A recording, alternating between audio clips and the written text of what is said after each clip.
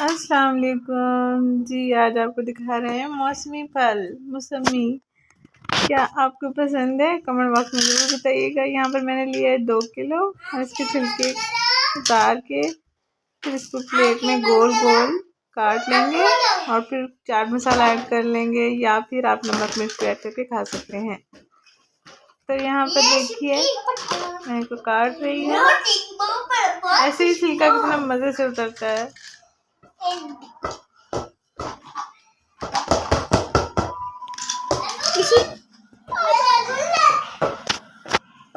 मेरा गुल्लक मेरे घर के सामने मिला था, गली पे रखा था।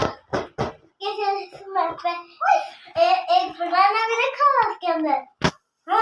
ओहो बाहर नहीं मामा, गंदा हो जाएगा। इस गुल्लक में तुम भी लाना गुल्लक, ठीक है? हमने भी लिया था, खत्म हो गया है। इसमें क्या है मामा? खाली है बस। अच्छा खत्म हो गया ना? खाली बस। मम्मा जी मामा। मेरा दुकान ये